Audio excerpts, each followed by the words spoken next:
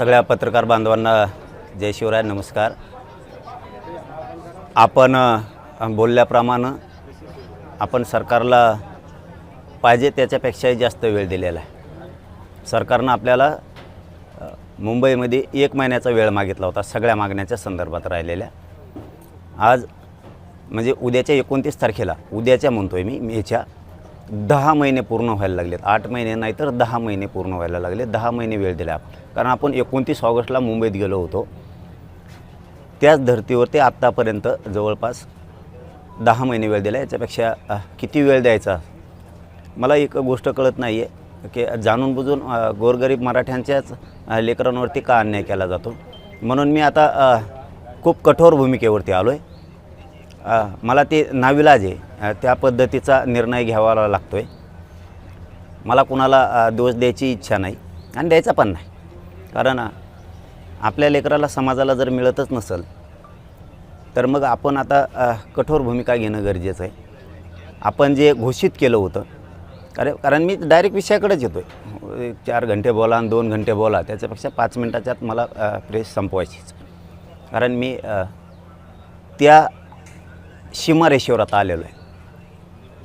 30 मेचं जे आपलं आंदोलन, आमरण उपोषण आपण ठरवलं होतं ते फायनल होणार आहे 30 मेला, परंतु त्याच्यात फक्त थोडा जास्तीचा बदल केला आहे आपण।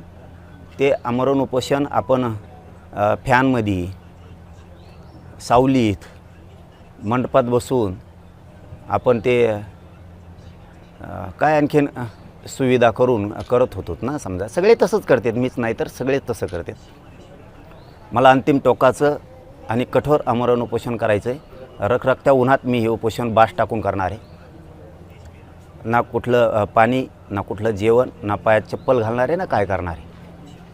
माझ्या शरीरात प्रचंड वेदना आहेत। या जीवाला मी तरसायचं तरी किती दिवस। त्यामुळं जे होईल ते होईल। उसनं घाताचा बळी गेला तरी देवेंद्र फडणवीसांमुळं गेला, सरकारमुळं गेला। कितीही जीवाची लाहीलाही झाली तरी हरकत नाही आहे, कारण माझ्या समाजाच्या लेकरांच्याच आयुष्याचा उन्हाळा झाला आहे। तर आपण आपली का कदर करायची। ते उन्हात कुठंही होईल, ते जंगलात होईल, रानात होईल, ते कुठंही होईल, परंतु ते खूप कडक आणि त्या रखरखत्या उन्हात ते आमरण उपोषण होणार आहे।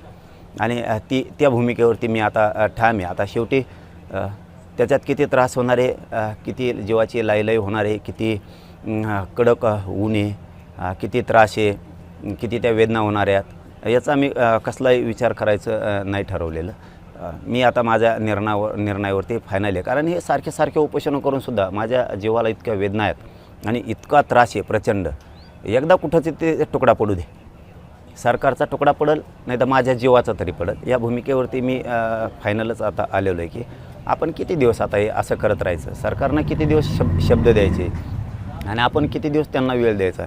हे सलग आता 3 वर्ष झाले हे आंदोलन सुरू आहे। त्यामुळं ही जी मी तुम्हाला त्या दिवशी सांगितलं होतं की मी कठोर आंदोलनाची भूमिका घेणार आहे, तर हे मे महिन्याच्या या कडक रखरखत्या उन्हात हे आमरण उपोषण होणार आहे। ना कुठल्या पाण्याविना होणार आहे, कुठल्या जेवणाविना, ना पायात काय चप्पल राहणार आहे, ना बूट राहणार आहे, ना काय राहणार आहे। मी बास टाकून एका बाजूला बसून जाणार आहे। ते जे होईल ते होईल, त्याचा विचार मी नाही करा। जर माझ्या शरीराचा मी विचार करायला गेलो तर माझ्या समाजाच्या लेकराचा उन्हाळा करून टाकला आहे या सरकारनं। त्यामुळं कुठंतरी आता हे थांबलं पाहिजे। त्यांनी याचं आश्वासन द्यायचं आणि आम्ही ते बार ऐकत बसायचं। एकदाचं होऊ जाऊ दे आणि हे झालं फायनल। याच्यावरती कुठलाही बदल नाही, काही होणार पण नाही। आणि माझ्या मराठा समाजाला विनंती की कुणीही अंतरवलीकडं तुम्ही येऊ नका, कारण सरकारनं मराठा समाजावरती खूप माया दाखवली की त्यांना ऊनच लागल, त्यांना विठीसच धरायचं नाही, म्हणजे माया दाखवली।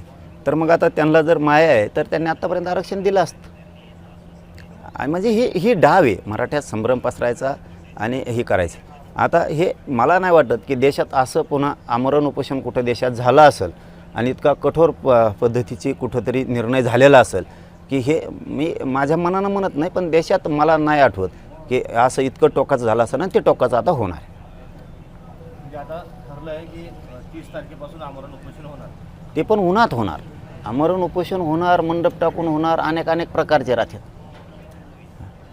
ते तुमच्या साक्षीनं होणार। लय झालं तर फक्त म्हणजे ते पण म्हणायला नाही पाहिजे, मी पण म्हणतो लय झालं तर फक्त पत्रकारांपुरती एखादी पट्टी राहिली तर राहील, सावली म्हणून. सावली नाही, मंडप नाही, काही नाही.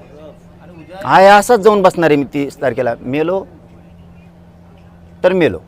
उद्या सध्याचं शिष्टमंडळ म्हणून राधाकृष्ण विखे पाटील आणि प्रसाद दाढगे येणार आहे. तिथं काही तोडगा निघू शकतो का? काय मला नाही माहिती येणार आहेत नाही. 16 तारखेला सांगितलं होतं, 16 तारखेपासून वेळ दिला आहे, 15 दिवस वेळ. हो 29 ऑगस्टपासून मुंबईतून दिलेला आत्ता 29 मेपर्यंत 10 महिन्याचा वेळ. काय करणार येऊन तुम्ही? चर्चा बोलणार? मला चर्चा नाही पाहिजे रे बाबा. 58 लाख नोंदी निघाल्या, त्याचे कुणबी प्रमाणपत्र तुम्ही देणार आहेत का? ज्यांना कुणबी प्रमाणपत्र दिले त्यांच्या तुम्ही व्हॅलिडिटी देणार आहेत का? हैदराबाद गॅझेटियरचा तुम्ही JR काढला आहे, ते प्रमाणपत्र देणार आहेत का? त्याच्या व्हॅलिडिटी तुम्ही देणार आहेत का? तुम्ही आरक्षण देताय म्हणजे नेमकं काय करताय? मराठ्यांचे मतं मात्र तुम्हाला लागतील आणि मराठ्यांच्या लेकराला मात्र आरक्षण दिलं जात नाही. ही दुट्टप्पी भूमिका कोणची? तुम्हीच आमच्यावरती हल्ले करायचे आणि तुम्हीच आमच्यावरती 307चे गुन्हे दाखल करायचे. म्हणजे राज्यातले गुन्हेसुद्धा मागं घ्यायचे नाहीत. सामूहिक कट रचून तुमचे पोलिस येणार आणि आमच्यावर हल्ला करणार. त्यांच्यावरती 120 पोलिसांवरती लागून त्यांच्यावरती 307 व्हायला पाहिजे, तर आमच्या क्रॉस घेतल्या जात नव्हत्या. राज्यभर हे खोटे दाखल केलेले गुन्हे. तुम्ही 17 संस्थांचा JR काढू शकत नाही आहे. 1 महिन्याचा वेळ मागितला, 10 महिने झाले. अरे बलिदान गेलेल्या तुम्हाला मराठ्याची एवढी माया आहे, तुम्ही सांगता की मराठा समाजाला ऊन लागन, मे महिन्याचं कडक भयंकर ऊन, हे लोक घराच्या बाहेरसुद्धा निघाणार, जीव जायला लागलेत उष्णतेमुळं, उन्हामुळं जीव जायला लागला आहे लोकांचा, बळी चाललेत. मराठ्यांना विटीच धरू नका, एवढी माया आहे तरी तुम्हाला. तुम्ही बलिदान गेलेल्या कुटुंबाच्या लेकराच्या नोकऱ्या देणार, इतकी तर नीच आणि नालायक अवलदी जन्मालात तुम्ही, सत्तेत बसलात. कमीत कमी ती तुमची बहीण होती, ती तुमची आई आहे. मराठ्यांचं कुटुंब उघड्यावर पडलं यार, उन्हात पडलं ते. तुम्ही तिथं नाही वेळ देत. ही माझी समाजाविषयीची तळतळेत, मी ती समाजावर ते विश्वास कमवला आहे. मी समाज सोडून नाही काय करत, मला नको पण काय. तुम्ही साधे साधे कामं करत नाही आहेत. साधे कामं किती वेळ लागतो मराठा आणि कुणबी मंत्रालय स्थापन करायला, किती वेळ लागतो. OBCंनी नाही मागून मंत्रालय स्थापन केलं, मराठ्यांनी मागून नाही दिलं. मराठा आणि कुणबी एक असून सुद्धा नाही JR काढला जात. नवीन एक माहिती समोर आलेली आहे. तुम्ही आंदोलन केलेल्या 3 वर्षांमध्ये मराठवाड्यात 3 लाखापेक्षा अधिक कुणबी प्रमाणपत्राचे वाटप करण्यात. उपकार केला का? कोण बॅकलॉग भरून काढणार 3 लाख लोकांचा? याचा अर्थ आम्हाला आरक्षण होतं, आमच्या नोकऱ्या कोणी लाटल्या? 1967 पासून आत्तापर्यंत 50-60 वर्षात आमचं वाटोळं सरकारनं काय केलं? ते 5 लाख निघू तुमच्या म्हणण्यानुसार मराठवाड्यात कुणबी प्रमाणपत्र, किंवा 1000 निघले ना, याचा अर्थ आम्ही आरक्षणात होतो ना. आमचा बॅकलॉग कोण भरून काढणार? आमचं नुकसान आता 5 पिढ्याचं का? आमच्या जागा हडपिल्या? आम्ही कुणबी आणि मराठा हा एकच आहे, हे वारंवार सांगितलं गेलं आहे, पण हे करतच नाही आहेत ना. त्यामुळं आपण हे बघा, मी 2 मिनटातच तुम्हाला सांगितलं होतं की मी 10:30 आला असंच फायनल करून टाकणार आहे माझा विषय. मला आता ना आरपारचं खेटायचं, मला आता आरपारचं खेटायचं. त्यामुळे मी आल्यालाच तुम्हाला सांगून टाकलं आहे, असंच 30 तारखेला उठून मी उन्हात एखाद्या रानात बसणार. नेमकं स्थळ ठरलंय का? उन्हात बसणार आहे, त्याला काय स्थळ ठरिलं तरी आरक्षण नाही, नाही स्थळ ठरिलं तरी आरक्षण नाही, आणि ठरविलं तरी आरक्षण नाही. सगळ्या मागण्या दिल्या तरी आरक्षण नाही, समजून सांगितलं तरी आरक्षण नाही, कायद्यात बसतंय हे सांगितलं तरी आरक्षण नाही, प्रेमाने बैठका घेऊन सांगितलं तरी बी आरक्षण नाही, मोर्चे घेऊन गेलं तरी पण नाही. त्यापेक्षा होऊन जाऊ दे, काय होऊन जायचं ते होऊ दे एकदा. हां ठीक, एक गोष्ट खरी आहे, याच्यात माझ्यावरती प्रेम करणारा गोरगरीब मराठ्यांचा खूप मोठा वर्ग आहे. त्यांना विषय वाईट वाटणार आहे की उन्हात लोक बाहेर निघत नाहीत आणि तुम्ही एवढ्या रखरखत्या उन्हात आता जीवाची लाईलाई होणार आहे. त्याच्यात ते माशासारखं तरफडून मेल्यासारखा प्रकार आहे आता येऊ. त्यांना वाईट वाटेल, पण माझा नाविलाज आहे, मला त्या भूमिके घ्यावा लागते. आणि मे महिन्याच्या या कडक उन्हात मी त्या उन्हात जीवाची लाही झाली तरी चालत, काय तरफाड व्हायचं तेवढं तरफाड मारफाड होऊ द्या, पण मी मात्र उठत नाही आता.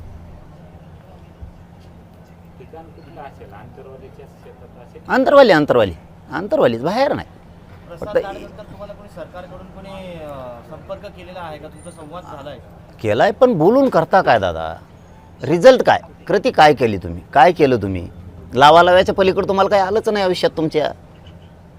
तुम्ही दुसरं काही केलंच नाही. लावालावी सोडून तुम्हाला काही आलंच नाही. ह्यो मराठा त्याच्या अंगावर घाल आणि त्यो मराठा त्याच्या अंगावर घाल आणि काम करणारे वेटीस धर. याच्या पुढं तुम्हाला काही आयुष्यात आलंच नाही ना. सरकार म्हणून फोन करून काय करता? रिझल्ट काय देणार तुम्ही? तुमचे फोन मस आले. हां, मला इथं मराठ्यांना रिझल्ट द्यायचा आहे, त्यांना आरक्षण द्यायचं आहे. तुम्ही काय दिलं? फोनवर बोलणं. त्यातलं मी नाही आहे बाबा. मला तुम्ही बोलून काय करायचं आहे? माझ्या मराठ्यांचे लेकरं बाळं अधिकारी झाले पाहिजे, ते साहेब म्हणून माझे आईबाप मराठ्यांना बघायचे आहेत. अरे तुम्ही काय उत्तरं देता रे नालायकासारखे? काय उत्तर आहे त्यांचे?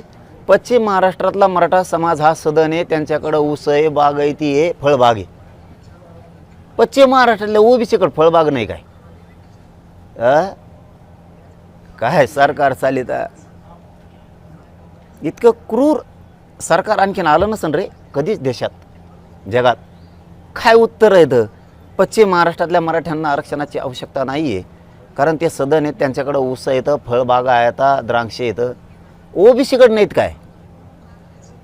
मग तिथं असणाऱ्या बागायती असणाऱ्या ओबीसीला आरक्षण नाही काय? ह्यो रूल आहे काय आरक्षणाचा? तिथल्या मराठ्यांकडं ऊस येतं, पाणी सदन येत म्हणून त्यांना आरक्षण नाही देत आम्ही. मग तिथला ओबीसी काय डोंगरात राहतो का? त्यांच्याकडे फळबागा ऊस नाहीत काय? त्यांच्या पोरं नोकऱ्यातून आरक्षणातून नोकऱ्यात नाही काय गेली म्हणून मराठ्यांची जाऊ नये? विदर्भ मराठवाडा आम्हाला पाणी नाही, आरक्षण बी नाही. काय चूक केली राव आम्ही? अखंड महाराष्ट्राची एकजूट राहावा म्हणून मराठवाड्याला आरक्षण असून सुद्धा मराठवाडा आरक्षण सोडून अखंड महाराष्ट्रात सामील झाला. अरे नागपूरला तरी पश्चिम महाराष्ट्रात यांनी नागपूर करार केला. अरे आम्ही एवढाही विश्वास टाकला या महाराष्ट्रावरती, या महाराष्ट्राच्या सरकारवरती, की विनाट आम्ही तुमच्याकडे आलो. कारण कुठं आपली एकजूट दिसावं, आपण अखंडपणा आपल्याला दिसला पाहिजे. तरी तुम्ही आम्हाला आरक्षण असून सुद्धा देत नाहीत. तुम्हाला लढाई खेटायचंच ना, त्याला विलाजच नाही. खेटू आपण 30 तारखेपासून खेटू. किती खेटायचं तुम्हाला? यांना लावायच्या पलीकडे काय नाही आलं बघा. यांच्या क्षमता नाही गोरगरिबांचे प्रश्न सोडवायची. जे सोडतात ते मराठीकडे गेले नाही पाहिजे म्हणून त्या मंत्र्यांना टार्गेट केलं जातं. अजितदादा शिंदे साहेबाचे मंत्री टार्गेट का? ते गरिबाच्या समस्या जाणून घ्यायला येते म्हणून. तुम्हाला यायचं नाही, तुम्ही टाळ्या वाजणारे असल्यासारखे बंगल्याच्या आत बसता. तुम्हाला बाहेर यायचं नाही, तुम्हाला गोरगरिबाच्या शेतकऱ्याचे प्रश्न सोडायचे नाही. डिझेलचा एवढा उद्रेक चाललाय, तुम्हाला पंपावर येऊन बघायचं नाही काय हाल चालले. कोणाचं घर जळालं, त्याच्यात माणूस जळाला तर दवाखान्यात जाऊन तुम्हाला त्याला बघायचं नाही. एखादं पेशंट आजारी पडलं, अपघात असला, त्याचं ऑपरेशन असलं, तुमचा मुख्यमंत्री सहायता निधी लवकर लोकांना येत सुद्धा नाही. तुमचा PS सापडीत 8 दिवस जाते, तोवर पेशंट मरत नाही तर सुट्टी होऊन घरी येतं. हे तुमचे कामं. डिझेलला बघायला सुद्धा तुमचं कोणी जात नाही. ते लोकात येतात. मराठ्यांकडे कोणता मंत्री गेला नाही पाहिजे, नसता त्याला टार्गेट करा. असल्या तुमच्या भूमिका आणि ही तुमची नीतिमत्ता. खरं बोला रे. माझ्यावर डाव टाकला होता यांनी. देवेंद्र फडणवीस साहेब 100% मराठ्यांना आरक्षण देतात, पण जरांगे पाटलांना फक्त आवडत्याच मंत्र्यांना भेटायचं का? देवेंद्र फडणवीस साहेबाला भेटायचं नाही का? काढा बाईट त्यांची 16 तारखेची. ही यांची बाईट. मग शब्द काय गेला माझ्या गरीब मराठ्यात? देवेंद्र फडणवीस साहेब 100% आरक्षण देतील. आम्हाला बोलवा ना. का तुम्हाला नुसतं आवडत्याच मंत्र्यांना भेटायचं? तुमच्या संभ्रम मराठा समाजाचा असा घालून दिला की आम्ही आरक्षण द्यायला तयार आहेत, पण जरांगे पाटील आम्हाला बोलवीत नाही. मराठ्यांनाही वाटलं असतं ते देतात तर का बोलवीत नाही. 17 तारखेला तुमच्या मीडियाच्या बांधवाला सांगितलं, ये बाबा दे ना आता. मला वाटतं याच्यातून किमान प्रसाद लाडसाहेबांचे डोळे उघडतील असं मला वाटतं. मला त्यांना टार्गेट करायचं नाही, त्यांना दोष द्यायचा नाही, कारण त्यांनी सांगितलं की मी मराठा आहे म्हणून दोष द्यायचा नाही. पण डोळे उघडले असतील मात्र एवढं खरं की तो हा देवेंद्र फडणवीस किती कलाकार आहे म्हणून मी त्याला बोलतो, बाबा देवेंद्र फडणवीसचं का मा शत्रुत्व, त्याचा मा का बांधाला बांध. मग आपल्या आईला हाणलं, मराठ्यांची आई माझी आई आहे म्हणून मी त्याला बोललो. बळच नाही बोलत बाबा मी कोणाला. ही आता डोळे उघडले असतील जरांगे पाटील का बोलतायत देवेंद्र फडणवीसला, कारण मराठ्यांविषयी ठासून भरलेला द्वेष, मराठ्यावर जेवढा अन्याय करता येईल तेवढा करण्याचा प्रयत्न. पुन्हा सांगतो आजच्या प्रेसच्या माध्यमातून, आणखीनही मराठ्यांचे मन जिंकायला देवेंद्र फडणवीसांना संधी आहे. नाही आम्ही शत्रू, तुम्हाला कधी मानत नाही, मानणार. माझं म्हणणं समजून घ्या रे. भाजपमधले मराठ्यांचे मंत्री आमदार समजून घ्या रे. तुमची सुद्धा लेखबाळ मोठी होणार आहे रे. तुमची नसन होणार तर तुमच्या कार्यकर्त्याची मराठीची होणार आहे. तुमची ओढ ही मराठ्यांच्या बाजूने असलं पाहिजे. एवढं जरी झालं, लाडांना एवढं जरी कळालं आपलाच माणूस दोषी आहे, मनातली मनात म्हणतो मी, तरी खूप झालं.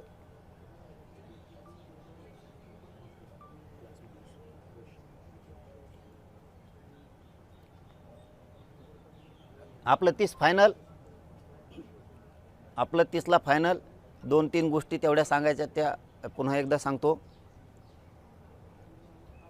हे कठोर आणि कडक आमरण उपोषण होणार आहे आणि भर रखरखत्या कडक उन्हात होणार आहे. मी बास टाकून तिथं बसून जाणार आहे उठलो असाच. मग ती उष्ण घाताचा बळी जाऊ किंवा तिकडं ते काय जीव होईल ते होईल, लाई जीवाची होईल, तरफड मरफड होईल, शरीराची आग होईल, मी तिथं बसणार आहे. याच्यावरती फायनल. मराठा समाजाने अंतर्वालीत येऊ नये. मी तुमच्या लेकरासाठी झटतोय. सरकार मराठ्यांवरती प्रेम दाखवतं आहे की मराठ्याला ऊन लागतं आहे. मराठ्यांना विटीस धरू नका. माझी विनंती आहे, मराठा समाजाने अंतर्वालीत येऊ नका. सगळ्यांनी सरकार काळजी करतं आहे आणि तुम्हालाही दिसलं आहे करतं आहे का नाही करत सरकार काळजी. कुणीही राज्यात, तिसरा मुद्दा, कुणीही राज्यात उद्रेक धिंगाणा करायचा नाही. सगळ्यांनी शांततेत. मी तुमच्या समाजाच्या लेकराबाळाच्या कल्याणासाठी मी मरायला तयार आहे, कारण माझासुद्धा जीव लई दिवसाचा तरफडतो आहे. कारण माझ्या शरीरात ह्या उपोषणं केल्यामुळे इतक्या काय वेदना आहेत की त्या सांगूनच पूर्ण होत नसत्यात. चालायला त्रास, पोटात आग होती हमेशाच, अंग थरथर कापतं, शरीरात चावल्यासारखे प्रकार होते अनेक. त्याच्यामुळं शरीरात खूपच वेदना आहेत. त्यामुळं मला ही टोकाचा निर्णय घ्यावा लागतो आहे, तो मी घेतला आहे. मला सगळ्या मागण्याची अंमलबजावणी पाहिजे, त्याशिवाय मी हटत नाही. मराठा समाजाला पुन्हा माझी विनंती, तुमच्या लेकराबाळाच्या कल्याणासाठी मी लढायला खंबीर आहे. तुम्ही कसलीही काळजी करू नका. मलाही मानणारा खूप मोठा वर्ग आहे, तेही अंतर्वालीकडे पळणार आहे हे मला माहिती आहे. तरी माझं म्हणणं आहे, जर तुम्हाला यायचंच असेल तर छत्रीफित्री घेऊन येत जा. पण माझं स्पष्ट आव्हान आहे सगळ्याला की एकाही मराठा समाजानं राज्यातल्या अंतर्वालीत येऊ नये. तुमच्या लेकराबाळाचं कल्याण करण्यासाठी मी खंबीर आहे, समर्थ आहे. मी वेळेप्रसंगी माझा प्राणसुद्धा टेकायला तयार आहे, पण तुमच्या लेकराबाळाचं वाटोळं होऊ देणार नाही. मराठ्यांची शान प्रतिष्ठा याला कुठेही डाग लागू देणार नाही. तुम्हाला खाली मान घालून चालावं लागेल असं मी कधीही पाऊल उचलणार नाही. तुमच्या लेकराबाळासाठी मी जीव ह्यो अर्पण करायला तयार आहे, जीव द्यायलासुद्धा तयार आहे. फक्त मराठा समाजाने कसल्याही प्रकारचं उद्रेक, असं काय आंदोलन वेगळं काहीही कोणी करू नका. 30 मेला आमरण उपोषण होणार आहे, त्याच्यात कसलाही बदल होणार नाही आहे. पुन्हा मला तोच धाक असतो आहे की माझ्या मराठा समाजाला दम निघणार नाही आहे, हे मला चांगलं माहिती आहे. साधं उपोषण करायचं म्हणलं तरी मराठा समाज खूप टेन्शनमध्ये येतो. आता हे तर अति टोकाचं आहे की देशभरात असं आमरण उपोषण कधीही झालेलं नसेल, पण आता त्याला माझा नाविलाज आहे. त्यामुळे ही मराठा समाजाला सांगणं माझं होतं आणि ते मराठा समाजाने पाळावं. उद्या जर काही सकारात्मक चर्चा झाली तुम्ही उपोषण मागे घेणार मला चर्चा सकारात्मक पाहिजेच नाही. मागण्यांच्या मध्ये मला अंमलबजावणी पाहिजे.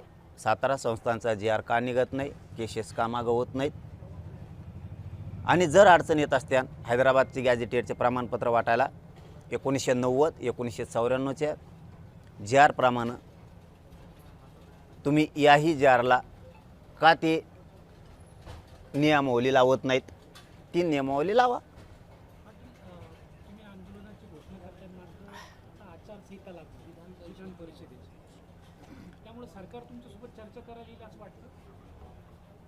ते येईल नाही येईल मी माझ्यात क्षमता ठेवतो बाबा. माझा मराठा समाजसुद्धा क्षमता ठेवतो. आम्ही हरवण्याची ताकद पुढच्याला ठेवतो, कारण आम्ही क्षत्रिय कुळात क्षत्रिय मराठी. गरीब मराठ्यांना आरक्षण लागतं आणि श्रीमंत मराठ्यांना नाही लागतं. दोघांच्याही लेकराबाळाचं लेकीबाळीचं कल्याण होणार आहे.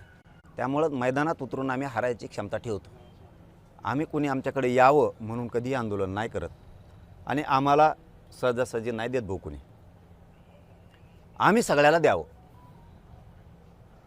मराठ्यांचं वगळ येऊस तर खाते, जिकडून वगळ येऊस तर तिकडं कोपराबोत हात भरूस तर खाते. आम्ही पण देतो, पण आम्हाला द्यायच्या टायमाला विरोध होतो.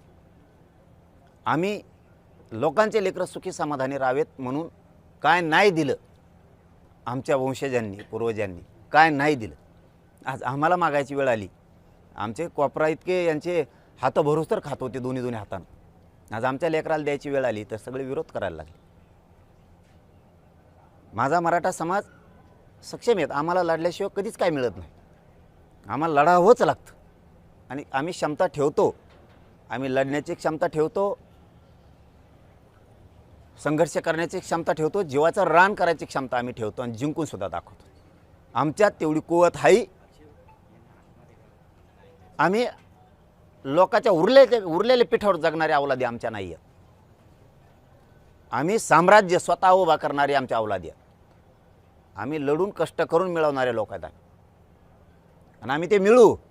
हो, आत्तापोत मिळवलं आहे. आम्ही 58 लाख नोंदी मिळवल्यात, GR मिळवलेत, राहिलेलं आहे आम्ही मिळू. पण हे मात्र खरं आहे, ज्यावेळेस माझ्या समाजाकडं होतं त्यावेळेस माझ्या समाजानं भरभरून सगळ्यांना दिलं. पण मग त्याच भरभरून देणाऱ्या समाजाच्या लेकरावरती आज वेळ आली तर सगळेजण विरोध करायला लागले. ते एक विसरलेत. आम्ही देणारे पण आहेत, लढून मिळवणारे पण आहेत. आणि आणखीन एक गोष्ट विसरलात तुम्ही, आम्ही एकटेच 50-55% आहेत राज्यात. आम्ही तुमचे पाठ पण पुरू शकतो, हे तुम्ही विसरलात. तुम्ही ज्या भाषा करता त्या भाषेच्या पुढच्या भाषा चालवणारे आम्ही पण आहेत. हो, आहेत आम्ही. त्याच्या पुढचे आहेत आम्ही. तुमच्या डोक्यात वेगळं आहे, आमच्या डोक्यात वेगळं आहे. आम्हाला वाटतं नको, आणि तुम्हाला वाटतं हे काय करत नाही. तुमचे तोडण्याची भाषा आहे. तुम्ही तोडायला सुरुवात तर करा, शेवट करतोच का नाहीत बघा आम्ही. पाटील, त्या दिवशी तुम्ही बोलताना म्हटलं की सरकारनं एक GR काढलेला आहे की ओपनमध्ये OBCला घुसता येणार नाही. तो GR सुद्धा आता सरकारने रद्द केला. तुम्ही अभ्यासका बोलवलेत आज त्याच्यावर. पण तो GRच सरकारनं रद्द केला. हां, आता ते आज केलेलं असेल तर मला नाही माहिती. मी आज बोलवले होते की त्याच विषयावर. मी 16 तारखेला तुम्हाला सांगितलं होतं की मी त्या GRच्या बद्दल तो चांगला आहे का नाही याच्याबद्दल बोलवणं, नंतर भूमिका घे. आज मी बोलवले होते त्याच विषयावर. अभ्यासक बोलवले, मात्र सरकारने तो GR रद्द केला. हां, मग ते मला माहीत नव्हतं. मग आता का रद्द केला आहे, मग चांगला आहे का ते याच्यावर चर्चा करू आम्ही. का रद्द केला किंवा ठेवायचा का नाही ठेवायचा याच्यावरती चर्चा होईल. प्रसाद लाड जेव्हा तुम्हाला भेटून गेले त्यानंतर सरकारचं आणि तुमचं मधल्या काळात काही चर्चा झाली का? हो ना, बोलणं झालं. त्यांचा फोन आला ना. मी म्हणलंच ना, हे बघा मी तुम्हाला काय खोटं बोललो यार जिंदगीत. तुमच्याशी मी प्रामाणिक आहे, माझ्या समाजाशी मी प्रामाणिक आहे. मी काहीच लपून ठेवत नाही. पण मला फोनवर नको रे बाबा. फोननी होणार काय? तू काय सांगणार आहे सांगा मला. हां, तू म्हणणार समजा टाईम लागतोय तर 8 महिने 10 महिने झाले टाईम दिला. तुम्ही म्हणता GR काढायचा तर काढलाय. तुम्ही म्हणता प्रमाणपत्र द्यायला नोंद पाहिजे तर 58 लाख नोंदी निघाल्यात द्यायनात. तुम्ही म्हणता व्हॅलिडिटीला अर्ज दाखल करा देतो तो केलेले आहेत. बलिदान गेलेल्या कुटुंबाला नोकऱ्या आणि त्यांचा निधी मागतोय तर बलिदान गेलेले आहेत. तुमचं बोलायला काय जागा आहे? तुमच्याकडे उत्तरं द्यायला सरकारकडे जागाच नाही. ते यांनी मला खिंडीत पकडायला ठरवलं होतं यावेळेस. मी टाकला डाव. त्यांनी खिंडीत पकडलं होतं मला, किंवा मला बोलवीत नाही, मुख्यमंत्री टार्गेट केला जातो आणि आपल्या जातीचा मुख्यमंत्री नसून त्याने आरक्षण दिलं, ही भाषा त्यांची. अरे बाबा, आपल्या जातीचा मुख्यमंत्री नाही हां, तरी त्याने आरक्षण दिलं, पण तो डोक्यात किडे पडलेत का? तुला दुसरं नाही का कळत? तो आपल्या जातीचा नसून त्याने आरक्षण दिलंय, पण तो आपल्या जातीचा नसून मराठ्याने त्याला मुख्यमंत्री केलं ना. ते नाही का तुझ्या डोक्यात बाबा? म्हणजे साहेब, आता प्रसाद लाड यांनी प्रतिक्रिया दिलेली आहे. त्यांचं म्हणणं असं आहे, मराठा समाजाला न्याय मिळवून देणारे अपेक्षित उत्तर मनोज दादांना मिळेल. मग हायला बसलेलो मी इथंच. मी कुठं चाललो आहे? हे बघा, मी पुन्हा पुन्हा काय सांगितलं की मी ते विषय मोगच संपविला. त्यांनी डाव टाकला होता भाऊ. आम्हाला बोलवत नाहीत, हे दिलंय ते दिलंय. फक्त लाडांना एवढं जरी कळलं तरी खूप झालं, असं माझं म्हणणं आहे. की याच्यात मनातले मनात म्हणले तरी बस. ते मनातले मनात जरी म्हणले तरी बस झालं आमच्यासाठी. की ह्यो करतो ह्यो चुकीचं नाही आहे, देणारा मात्र डाव टाकतोय. आपलाच माणूस चुकीचा आहे म्हणून हे बोलतेत. मनातले मनात म्हणले तरी बस.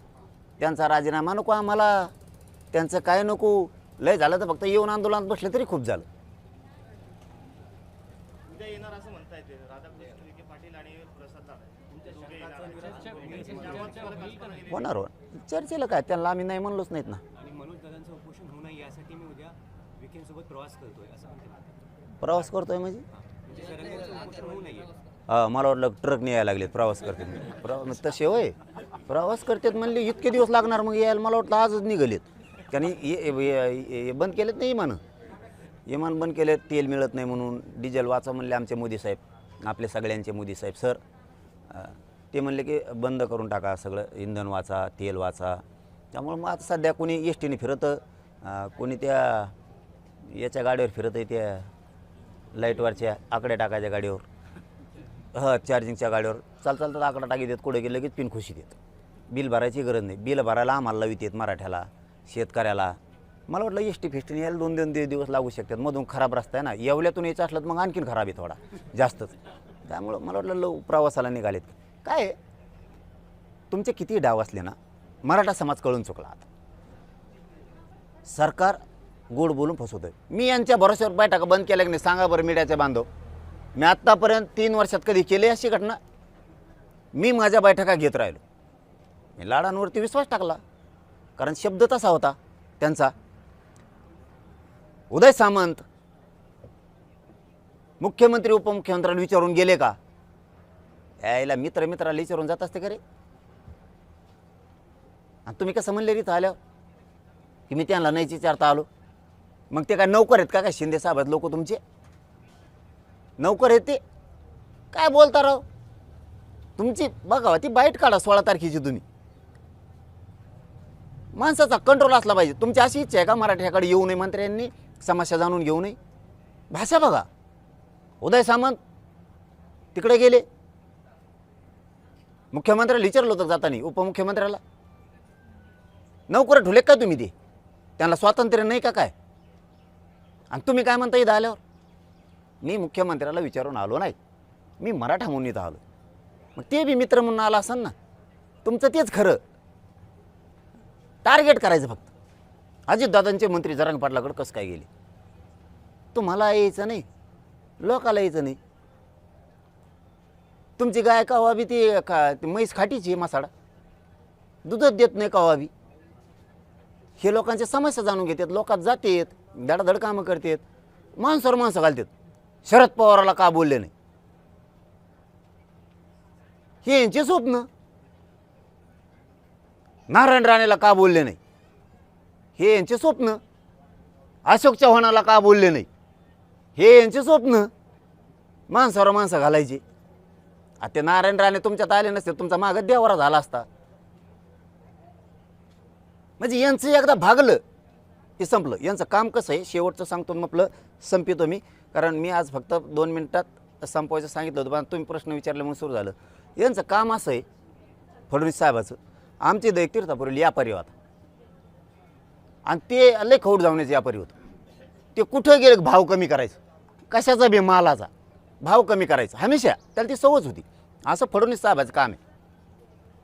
त्याला भाव कमी करायचा नाद होता, पण ते पुढं चालून त्याचे दात पडले, बचळ पड. मग आता डॉक्टरकडे जाऊन बसा लागेल ना, ती पर्याय नाही दुसरा, गेला डॉक्टराकडे. आता दात सगळ्याला बसत नाहीत, त्याला थोडे डॉक्टरला घुसा लागते, ते करावं लागतात. मग ते बरोबर त्याला ते बचळ बसायचं, बसिलं बचळ. त्याला बचळ फिचळं बसायचं झालं, पक्क झालं. आणि बचळ बसायचं झाल्यावर खुर्चीवर जाऊन बसला डॉक्टर पुढं. मला किती पैसे झाले? ते मला 8,000. कारण सगळीकडे तेच रेट आहे. ते डॉक्टर 8,000 म्हणणं आणि ते बचळ काढून म्हणला बघे बचळ तू तोपला गांधा.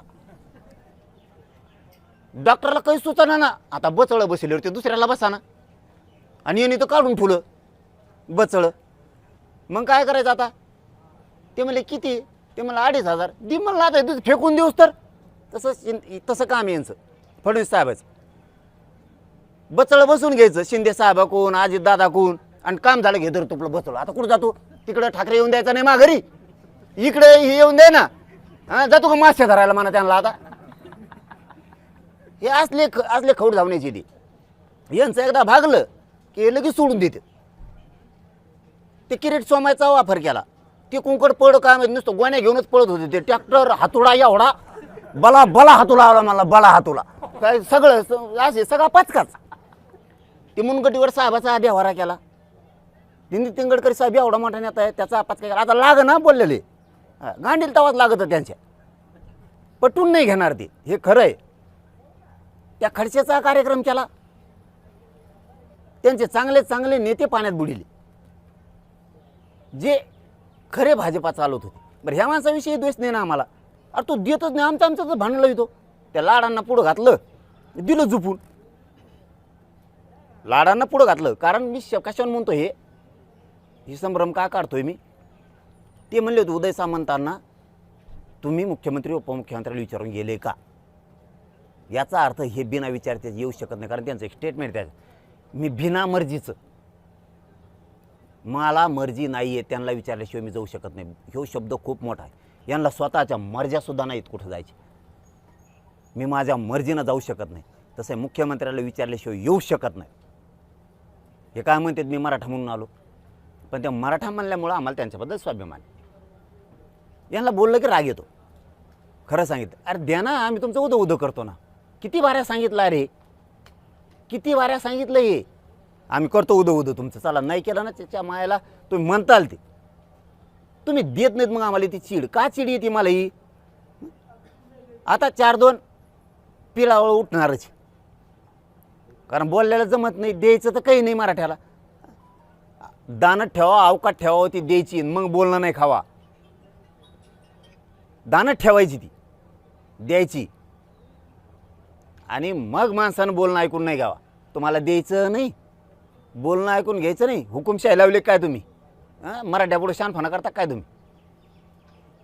आम्ही संयमानं 8 महिने झाला ऐकून घेतलंय भाऊ. 8 कसले 10 महिने. बरं, शब्द नाही काढला, दाखवा ना मला काढल्याला. आजही नाही काढला. आत्ताही फक्त फरक सांगितला आहे. हे बचळा काढणे, याला त्याला संपविणे, काय खोटं आहे. असे कित्येक तरी आहेत. तुम्ही दावणे लावून बांधता लोक.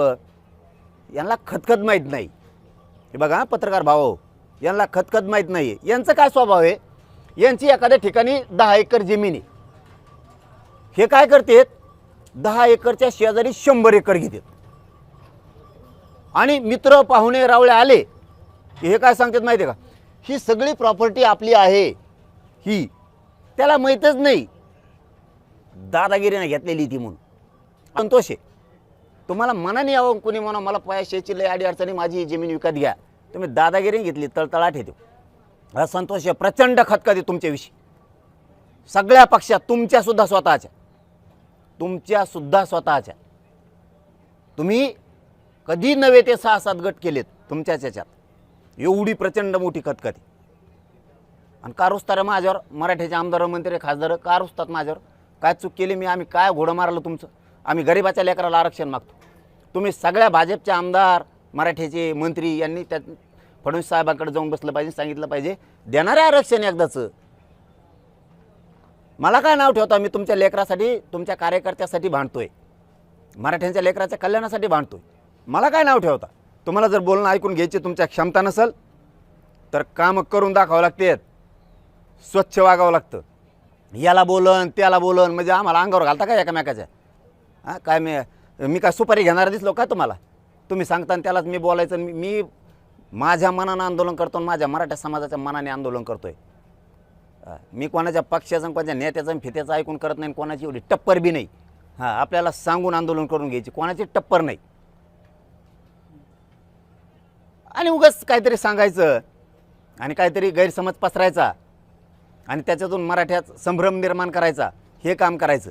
आता मराठ्याला कळालं. हे त्या दिवशी म्हणत होते 100% देवेंद्र फडणवीस साहेब आरक्षण देतात म्हणून लाडभाऊ आले. आता मराठ्याने ओळखलं हे किती चालू आहेत म्हणून. यांनी कसे मराठ्यात संभ्रम निर्माण केला. आता मराठे दाखवतात त्यांना आता कसं असतंय.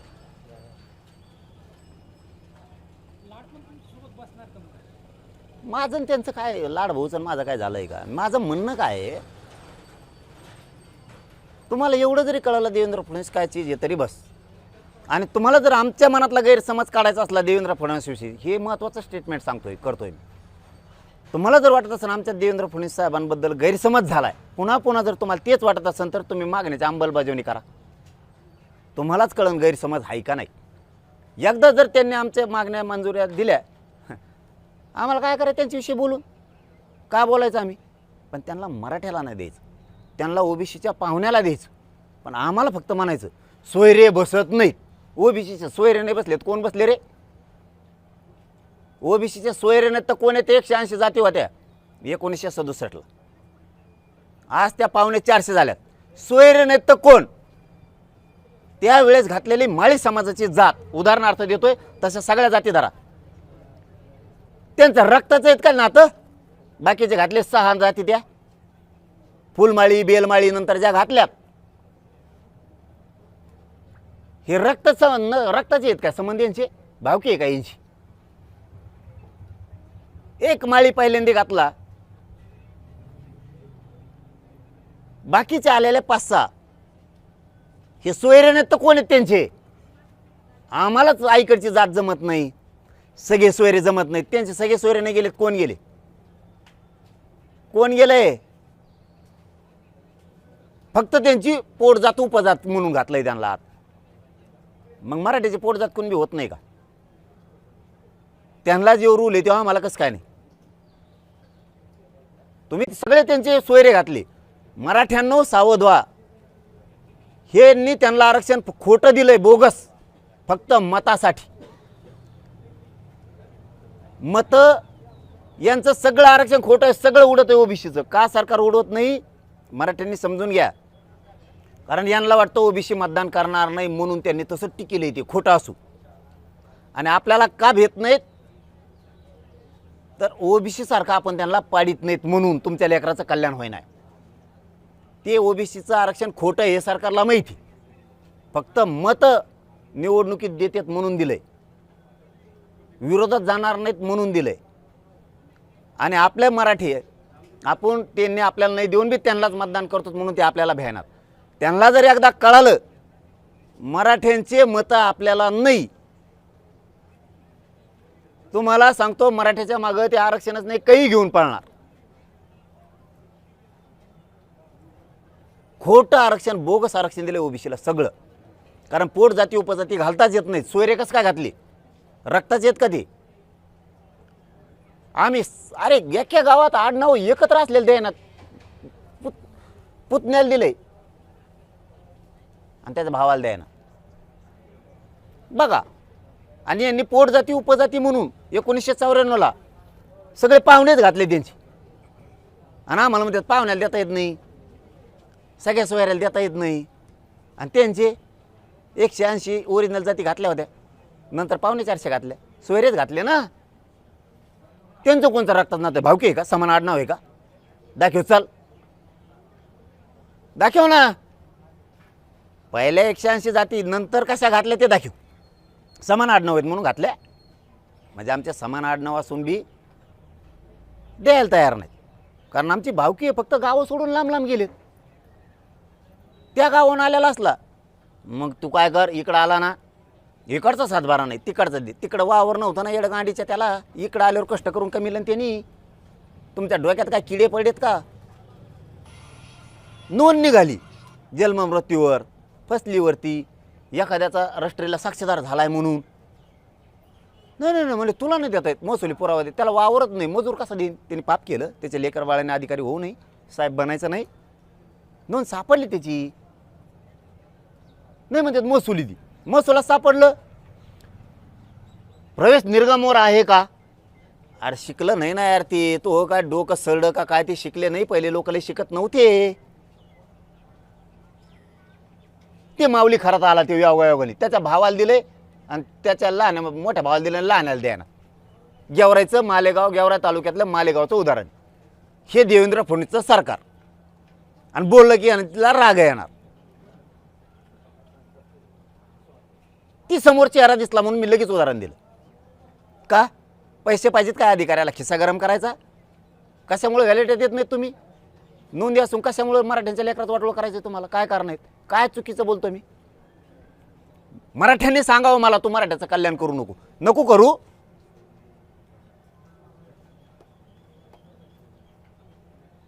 मी प्रामाणिक आहे. काय माझी चूक आहे मी प्रामाणिक असणं? माझा विरोधातला विरोधक सुद्धा मला म्हणतो हो तो प्रामाणिक आहे, पण आमचं आणि त्याचं जमत नाही. मी माझ्या समाजासाठी प्रामाणिक काम करू नये, इमानदारीने मी करू नये, मी माझा जीव माझ्या समाजासाठी जाळू नये.